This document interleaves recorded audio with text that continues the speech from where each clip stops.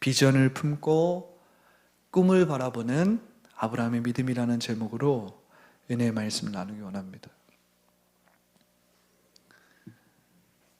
이 아브라함의 믿음을 나누는 것은 물론 아벨의 믿음, 에녹의 믿음, 노아의 믿음 다 기쁘고 즐거운 일이고 또 은혜로운 일이지만 특별히 이 아브라함의 믿음은 우리 교회에 또 남다른 은혜가 있고 또 개인적으로 아주 좀 신이 납니다.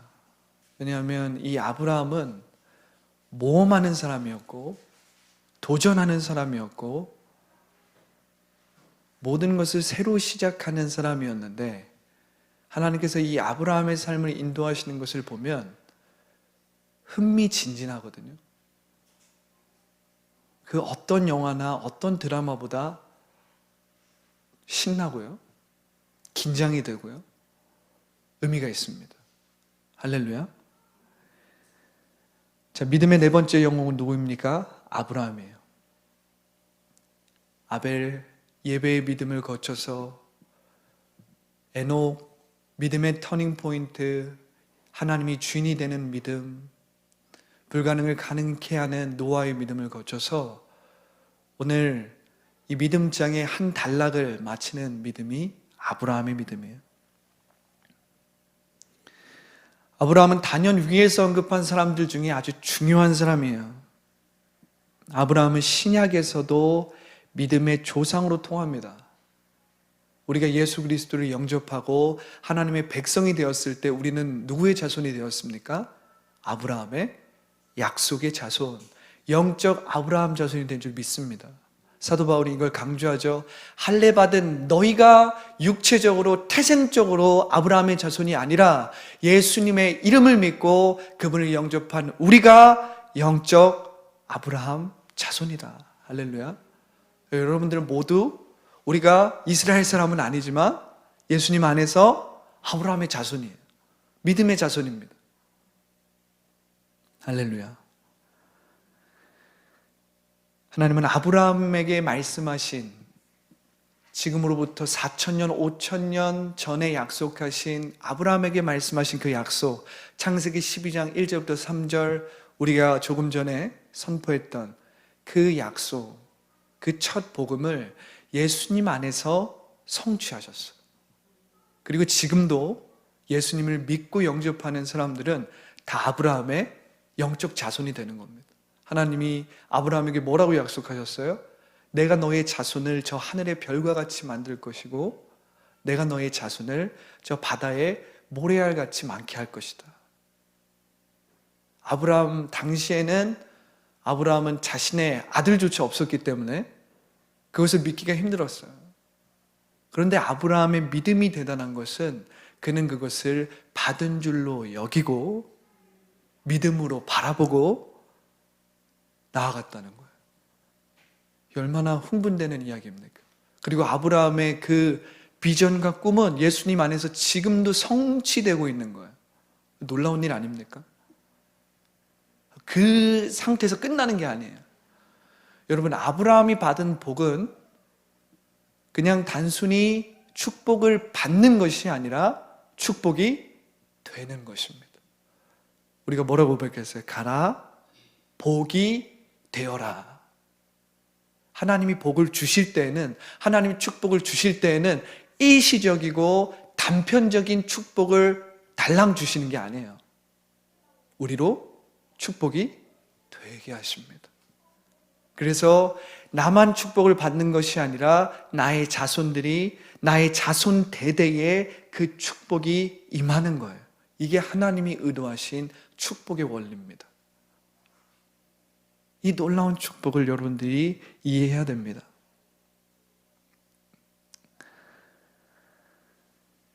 복이 되면 내가 가는 곳마다 나를 만나는 사람마다 내가 손을 대는 것마다 복을 받아요. 아브라함은 단순히 복을 받은 것이 아니라 하나님의 축복의 통로가 된 줄 믿습니다. 아브라함을 축복하는 자는 반드시 축복을 받아요. 그런데 미안하지만 아브라함을 저주하는 사람은 저주를 받아요. 이게 하나님이 만들어 놓으신 축복의 시스템입니다. 이 어쩔 수 없어요.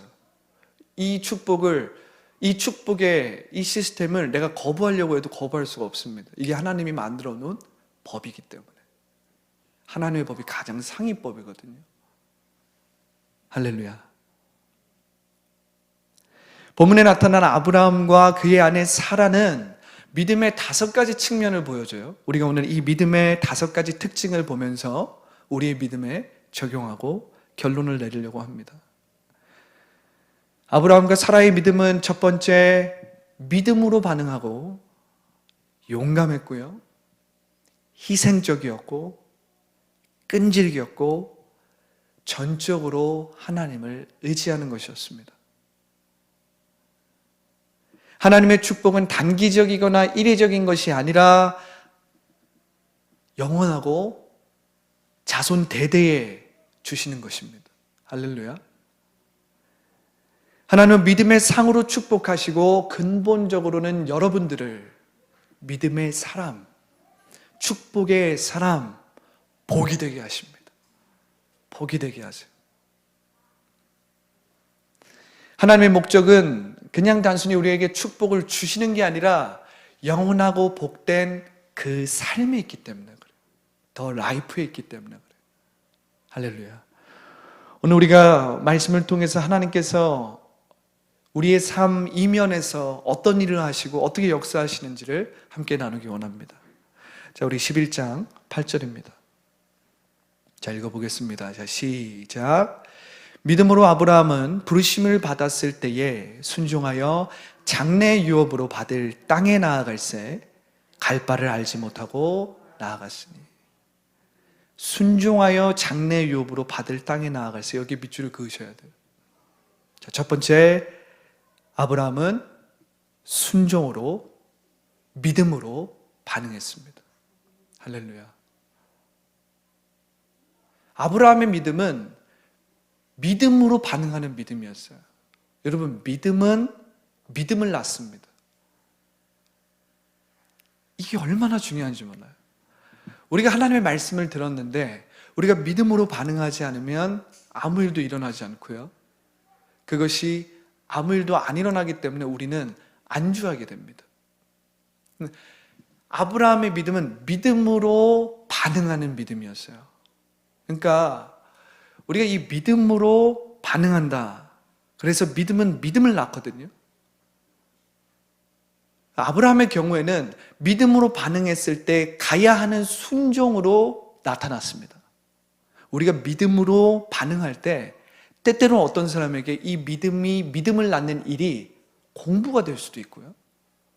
또 어떤 사람에게는 상황과 환경이 좋지 않지만 내가 긍정적인 말, 좋은 말, 생명의 말을 해야 되는 믿음을 낳는 경우도 있고요.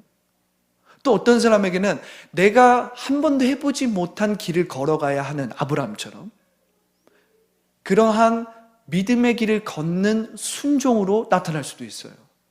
또 어떤 사람에게는 기다림으로 나타날 수도 있고 어떤 사람에게는 도전으로 나타날 수도 있고 근데 여기서 중요한 건 뭐냐면 믿음으로 반응하는 것입니다. 왜냐하면 믿음은 믿음을 낳기 때문에 그래요. 그래서 우리가 각자 하나님의 말씀을 들었을 때 믿음으로 반응을 하면 내가 각자 해야 할 믿음을 낳는 거예요. 근데 우리가 믿음으로 반응하지 않고 나의 상황, 나의 계산, 나의 환경이 먼저 앞서면요.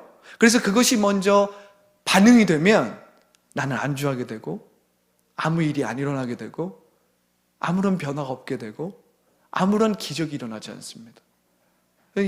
아브라함이 믿음으로 반응을 했기 때문에 믿음으로 순종이 나온 거예요.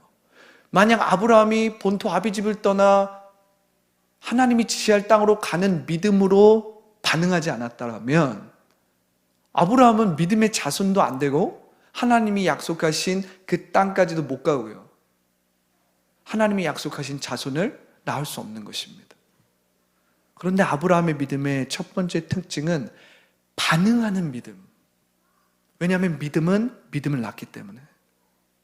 여러분들이 믿음으로 반응을 하면요, 여러분의 각자의 삶에 믿음이 믿음을 낳습니다. 그것이 순종의 결과를 만들고요, 순종의 결실을 만들고요, 순종의 상급을 만듭니다. 할렐루야. 아브라함은 믿음으로 바라보고 순종했어요. 하나님의 말씀에 대한 확신으로 아브라함은 믿음으로 보고 순종으로 반응했습니다. 할렐루야. 우리의 믿음이 안주하고 머물러 있는 까닭은 믿음으로 반응하지 않기 때문에 그래요. 믿음보다 나의 상황, 나의 형편, 나의 환경과 처지를 먼저 생각하는 거예요. 나의 생각과 판단이 앞섭니다. 나의 계획과 나의 계산이 먼저 앞서요. 그런데 오늘 우리가 이 믿음의 장을 통해서 아벨의 믿음, 에녹의 믿음, 노아의 믿음, 특별히 오늘 나누고 있는 아브라함의 믿음을 보세요. 아브라함의 믿음. 믿음의 상급을 받은 자들을 한번 보세요.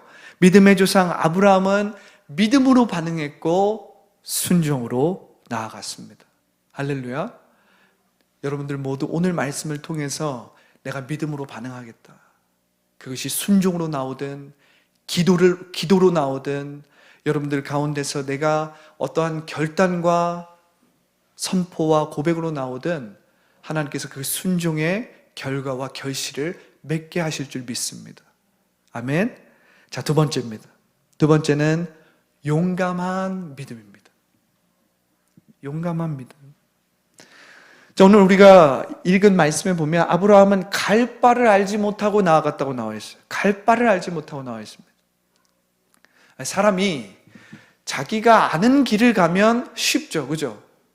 제가 우리 아무개 집사님한테 자기가 일하는 직장으로 가라고 하면 그냥 쉽게 갑니다. 그죠? 저에게 집으로 가라고 하면 전 쉽게 갈 수 있어요. 집은 내가 이미 아는 길이니까.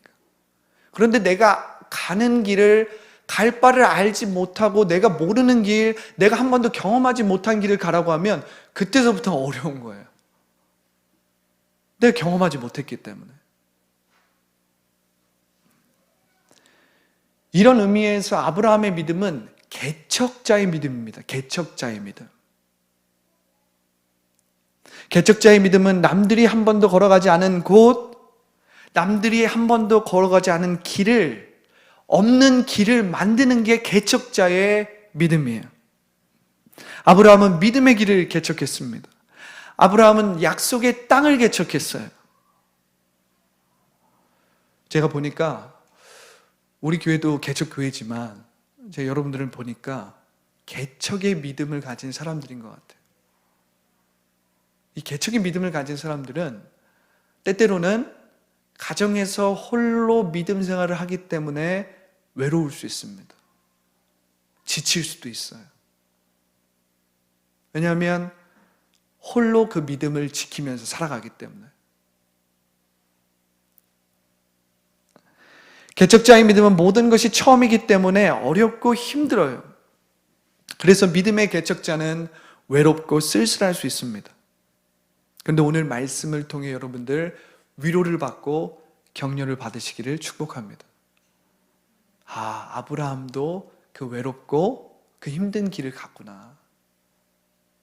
여러분들 한 사람 한 사람 믿음의 개척자예요. 더 라이프 교회를 섬기고 있는 것 자체가 믿음의 개척자죠. 그렇죠? 우리 한국에 얼마나 교회가 많고 또 얼마나 한국에 대형 교회들이 많습니까? 근데 내가 이 교회를 섬기겠다, 내가 이 교회 한번 섬겨보겠다, 이렇게 나온 여러분들이 다 믿음의 개척자인 줄 믿습니다. 여러분 용감한 믿음으로 나아가시길 예수님의 이름으로 축복합니다. 할렐루야. 하나님이 예비하신 약속의 땅을 여러분들 자신과 여러분들의 자녀를 위해서 개척하시기를 예수님의 이름으로 축복합니다. 하나님을 모르는 친구, 직장 동료에게 예수님을 전하고 개척하시기를 예수님의 이름으로 축복합니다. 특별히 우리가 파라처치에 대해서 나누고 있는데 여러분 파라처치를 개척하는 여러분들이 되기를 예수님의 이름으로 축복합니다. 개척자의 믿음에는 반드시 하나님의 상급과 기적이 있어요. 있습니다. 자, 우리 11장 9절입니다. 자, 읽어보겠습니다. 자, 시작. 믿음으로 그가 이방의 땅에 있는 것 같이 약속의 땅에 거류하여. 아니요. 거기까지요. 네. 후반은 또 다음 포인트입니다. 믿음으로 그가 이방의 땅에 있는 것 같이 약속의 땅에 거류하여. 세 번째는 무엇입니까? 희생하는 믿음입니다. 아브라함의 믿음을 잘 살펴보면 그 특징이 희생하는 믿음이었어요. 당시 고향과 친척과 아버지의 집을 떠나 이방의 땅에 거한다라는 것은 족장시대예요. 지금으로부터 최소한 5,000년 전의 시대입니다. 족장시대의 생존 법칙은 간단해요. 뭉치면 살고 흩어지면 죽는 거예요. 뭉치면 살고 흩어지면 죽는 겁니다. 오늘날과 같은 시대가 아니에요. 족장시대는 그 족속들이 서로 뭉치고 서로 그 강력한 족속을 이루어야만이 그만큼 생존 확률이 높아지는 거예요. 그만큼 가축을 잘 키울 수 있고 지켜낼 수 있는 것입니다. 그런데 지금 하나님은 아브라함에게 너의 본토를 떠나고 너의 아비집을 떠나고 너의 친척들을 떠나라고 하는 거예요. 이거는 엄청난 희생을 요구하는 것입니다. 아브라함에게 있어서는 생존을 포기하라는 의미와도 같은 거예요. 희생을 요구하고 믿음을 요구하는 거예요. 하나님께서 아브라함에게 뭐라고 말씀하십니까? 내가 너의 방패고 내가 너의 상급이 되어주겠다. 아브라함은 이 말씀 하나를 믿고 간 거예요. 그러니까 아브라함이 하나님의 말씀을 믿으니 이를 의로 여겨주셨더라. 의로 여겨주셨더라. 그래서 아브라함은 개척자였고 희생하는 믿음이었던 거예요. 보이지 않는 하나님을 다 알지 못하는 아브라함 입장에서 이는 희생을 요구하는 믿음이었다는 거예요. 여러분, 당시 아브라함의 나이가 몇 살인 줄 아십니까? 70대 중반이에요. 아니, 젊을 때 도전하라고 하면 좀 이해는 되죠. 그죠? 젊으니까 젊은 피로, 그죠? 용감하게 뭐라도 해볼 수 있을 거 아니에요. 그런데 평생 70대 중후반이었는데 그 나이가 돼서 아비집에 살았고 친척들과 함께 부족을 이루면서 가축을 기르고 서로 이렇게 살았는데 갑자기 아비집, 친척집을 떠나서 내가 너에게 지시할 땅으로 가라는 것은 엄청난 희생을 요하는 믿음입니다. 그러나 희생 없이는 하나님의 역사하심도 볼 수 없어요. 이걸 믿으십니까? 희생이 없이는 일정 부분 안정적인 생활을 유지할 수 있을지는 모르겠지만 하나님이 준비하신 놀라운 비전을 볼 수 없고요. 하나님이 준비하신 꿈을 성취할 수 없습니다. 우리가 희생하지 않으면 우리의 삶에서 우리의 인생에서 희생의 삶을 희생의 믿음을 발휘하지 않으면 하나님이 준비하신 일들, 하나님이 우리에게 준비하신 약속들을 다 성취할 수 없어요. 다 경험할 수 없어요. 희생할 때 위로부터 하나님의 축복이 부어지기 때문에 그래요. 예수님은 말씀하십니다. 누구든지 나를 따라오려면 자기를 부인하고 제 십자가를 지고 나를 따라와라. 누구든지 자기 목숨을 구하고자 하는 사람은 어떻게 된다? 오히려 잃어버려요. 오히려 잃어버려요. 그런데 누구든지 나를 위해서 목숨을 잃어버리는 사람은 어떻게 된다? 오히려 찾게 된다. 오히려 영생하게 된다. 그러니까 기독교의 믿음은 희생하는 믿음입니다. 희생은 또 다른 생명과 더 큰 축복을 낳아요. 자, 우리 11장 9절 후반부와 11장 10절을 읽어보겠습니다. 자, 11장 9절 후반부, 아까 읽지 않았던 부분. 자, 시작. 동일한 약속을 유업으로 함께 받은 이삭 및 야곱과 더불어 장막에 거하였으니 이는 그가 하나님이 계획하시고 지으실 터가 있는 성을 바랐습니다.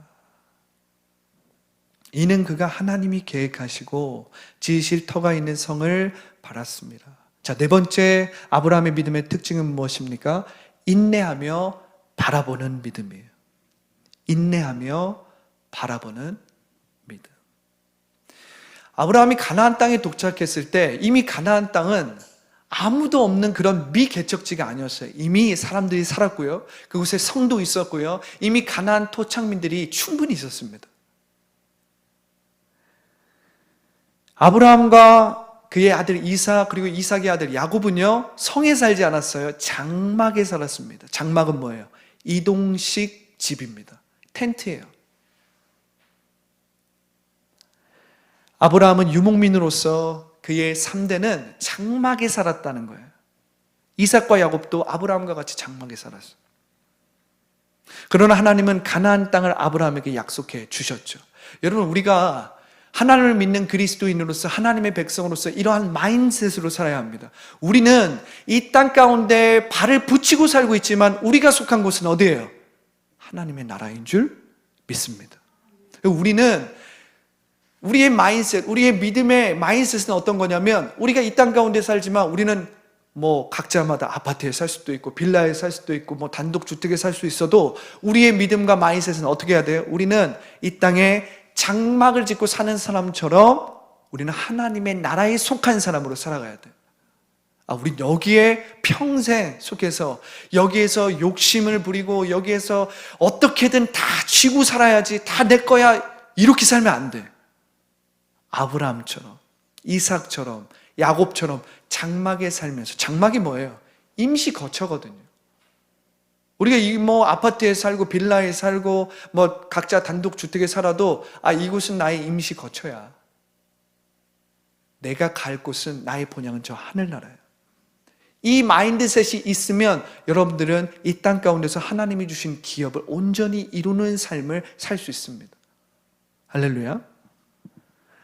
하나님은 아브라함에게 가나안 땅을 약속하셨거든요. 그런데 실질적으로 아브라함은 가나안 땅을 소유하지 못했어요. 그런데 아브라함은 이미 받은 줄로 믿고 바라보며 하나님을 계속 따라가고 순종했습니다. 가나안 땅 프로젝트는 장기적인 프로젝트였어요. 무려 400년이라는 시간이 걸려서 이스라엘 백성이 가나안 땅을 받는 거예요. 그런데 아브라함은 이것을 하나님께서 환상과 꿈으로 말씀하셨거든요. 내가 몇 대에 걸쳐서 너희 자손들이 다른 애굽의 객이 될 것이고, 그리고 이 가나안 땅에 죄가 만연하면 내가 그 이스라엘 땅을 이곳으로 다시 불러들일 것이고, 이 장기적인 프로젝트였어요. 그런데 아브라함은 그것을 믿음으로 이미 받은 줄로 여기고 바라보면서 하나님을 믿고 순종했다니까요. 그래서 이것이 인내하며 바라보는 믿음입니다. 하나님은 아브라함에게 하늘의 뭇별을 보여주시면서 내 자손이 이와 같을 것이라고 약속하셨어요. 하나님은 아브라함이 99세 때에 사라가 아들을 낳을 것이라고 약속했어요. 99세 때에. 당시 사라는 90세로 아들을 낳을 수 있는 신체적인 조건이 이미 끝나버린 상태였어요. 그러나 아브라함이 하나님의 말씀을 믿으니 하나님은 이를 의로 여기셨습니다. 할렐루야. 아브라함은 하늘의 뭇별을 바라보면서 하나님의 계획과 비전을 반복해서 바라봤어요. 여러분, 한 번만 바라보면 안 됩니다. 반복해서 봐야 돼요. 질리도록 봐야 돼요. 좋은 거는요, 꿈과 비전은 봐도 새롭습니다. 우리 10대가 오늘 왔는데 꿈과 비전을 반복해서 바라보시기를 축복합니다. 우리 청년이 있는데 비전을 반복해서 바라보시기를 축복합니다. 그럼 나는 아니겠지. 아니요. 성경에는 아비들이 꿈을 꾼다라 나와 있어요.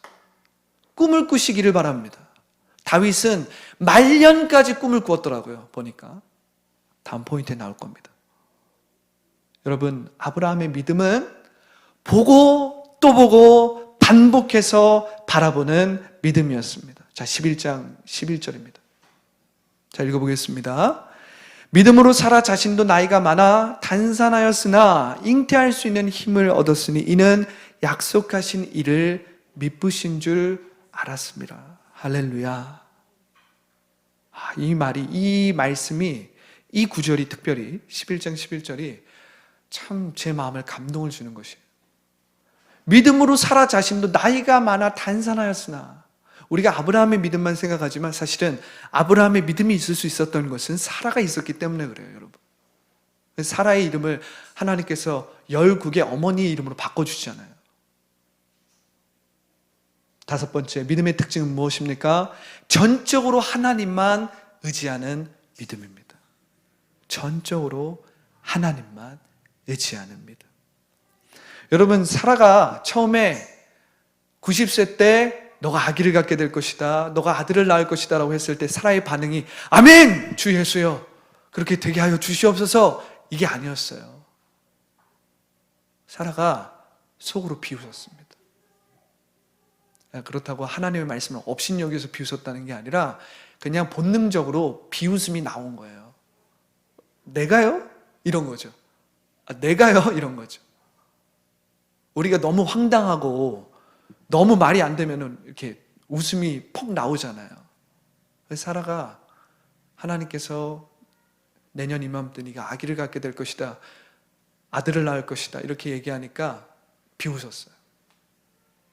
그러니까 우리가 우리의 육체, 우리의 이성, 우리의 지성으로 생각하면 하나님의 일이 믿어지지 않고 기적이요, 비웃음이 나오겠죠. 그런데 믿음은요, 여러분, 믿음은 우리의 지성과 이성에 하나님의 요인을 적용하는 겁니다. 하나님의 요소를 적용하는 거예요.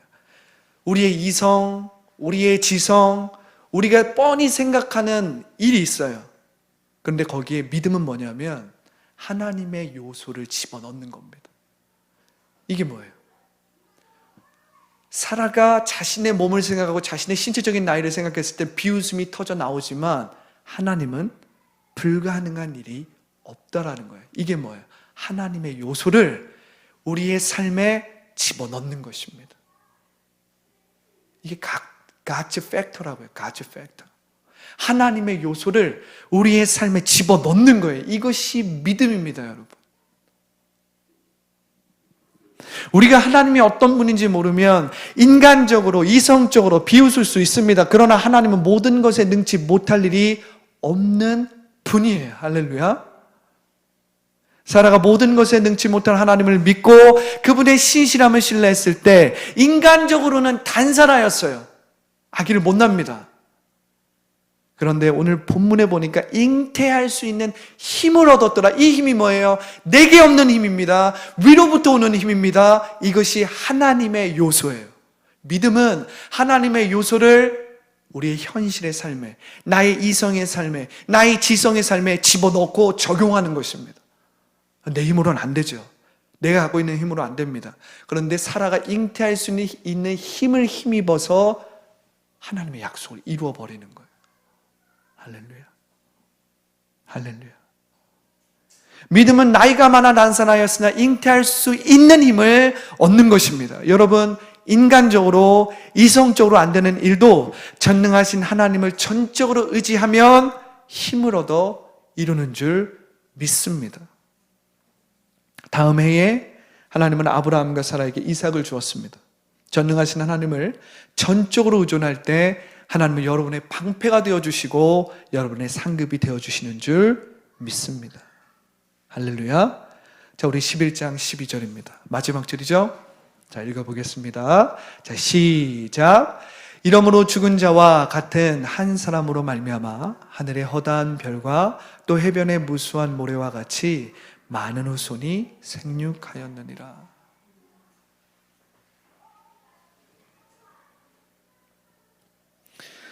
제가 오늘 이 말씀을 보면서 제 안에 이런 울림이 있었는데요. 저의 20대가 좀 떠올랐습니다. 이 말씀을 좀 보면서 저의 20대 초반이 떠올랐어요. 그러면서 제 마음이 참 아브라함의 이 믿음을 묵상하는 것이 참 기쁘고 즐겁고 신났어요. 제가 20대 초반 신학을 공부할 때 우리 집안은 이 아버지의 사업의 빚으로 많이 어려웠습니다. 지금은 또 생각도 안 나요, 잘. 아버지의 사업이 이 IMF 이후로 조금씩 기울어지더니 아버지의 거래처들이 도산하고 이 부도를 맞으면서 이 수금이 제대로 되지 않고 이 자금이 돌아가지 않는 거예요. 아버지도 어떻게든 버티려고 이젠 엄마의 카드, 누나의 카드를 이렇게 써가지고 돌려막기를 하면서 그 부족했던, 거래처로부터 받지 못했던 수금, 그 자금을 돌리기 시작한 거예요. 언젠가는 어디서 돈이 들어오면 그걸 갚을 수 있겠지, 어떤 그런 생각으로 그랬겠죠. 그러면 어떻게 되겠습니까? 점점점 카드 빚은 늘어나고 이 돌려막기도 한계가 있죠. 몇 년 후 카드 빚은 눈덩이처럼 불어났고 그나마 있었던 집도 빚으로 팔리고요. 제가 기억이 나요. 집안에 한 3, 4사람이 막 들어왔는데 빨간 딱지를 붙이는 거예요.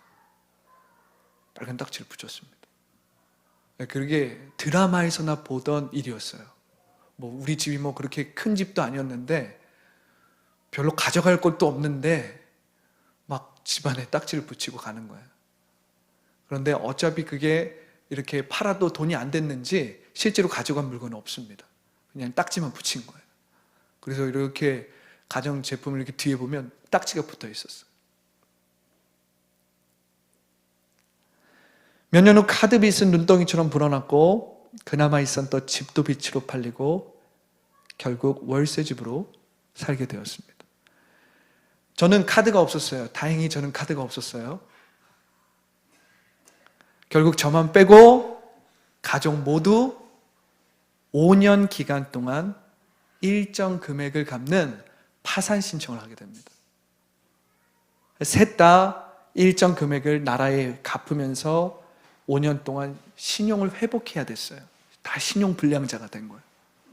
저는 그때가 고등학교 2, 3학년이었기 때문에 카드가 없었어요. 다행인지 하나님의 뜻이었는지.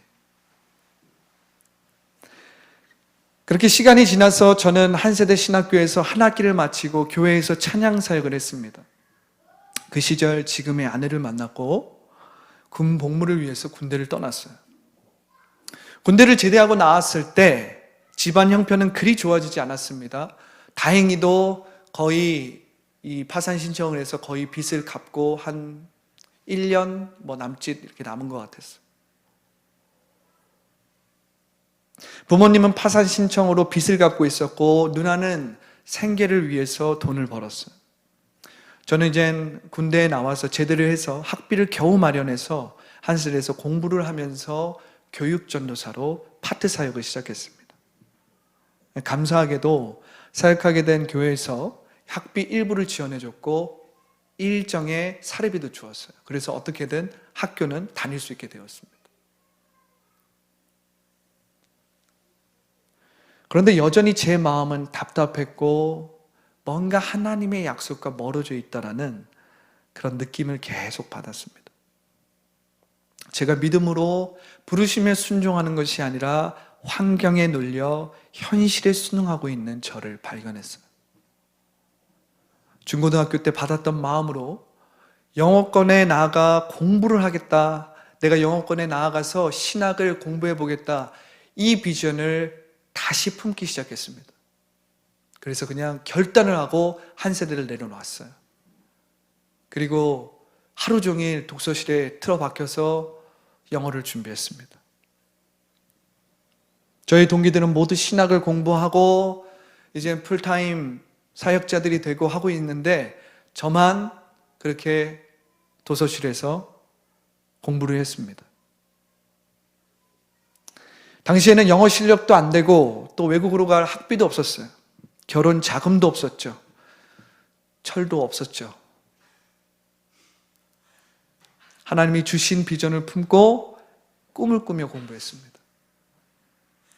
그런데 참 재밌는 것은 이 도서실에 있는 것 자체가 너무 행복했어요. 너무 행복했습니다. 돈은 없었지만 밤마다 하늘을 보고 비전과 꿈을 가지고 나아가는 것이 그렇게 행복했어요.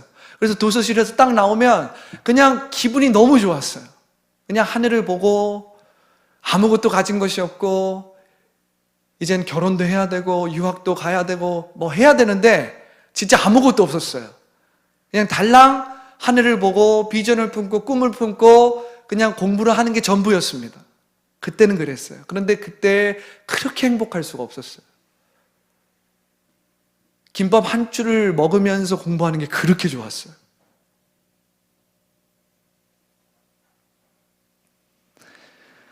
믿음으로 하나님이 어릴 적에 주신 비전을 품고 꿈을 바라봤을 때 하나님이 길을 열어주셨습니다. 물질의 필요도 채워주셨어요. 당시 여자친구이자 현재 아내가 당시에 일을 하며 모아두었던 자금 일부와 결혼 자금으로 주신 장인어른의 도움으로 호주 유학을 하고 어학연수와 첫 학기 학비를 낼 수 있었습니다.